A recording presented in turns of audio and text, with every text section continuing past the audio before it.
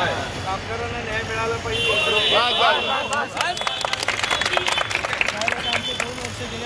पुढच्या वर्षी जाऊ नये, कमी वेळात जास्त हे थांब बाबा, आता 2 दिवस सांगितले, 3 दिवस ये फोटो काढ आपल्याला मार्ग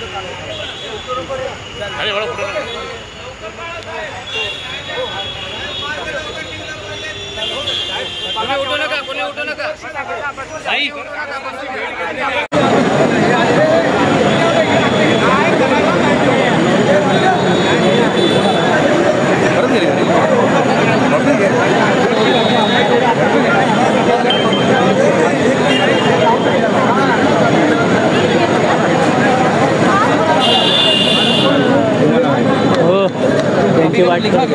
नाही ते बोलणार नाही बोलणार ना, भेट घेतल्यानंतर बोलते ना, हे आंदोलन करते अजून त्यांना बोलवलं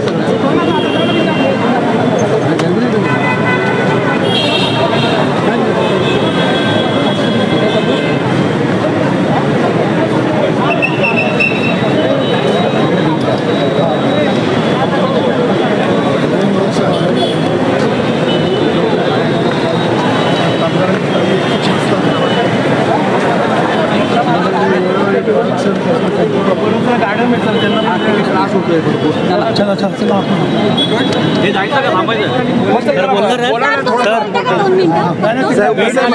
आता ऐका ना, गार्डन मध्ये आपण सगळ्या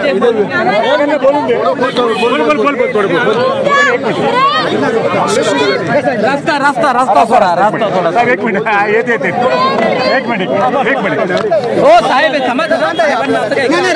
नाही तुमच्यासाठी तुम्हाला बोला बोला साहेब। नेमकं काय आतमध्ये झालं? 2 तास बैठक केली तुम्ही, त्यानंतर नेमकं काय घडलं? काय माहितीये का, हा जो सगळा विषय आहे ना, हा विषय आम्हाला हिशोब मिळण्याबाबत आहे।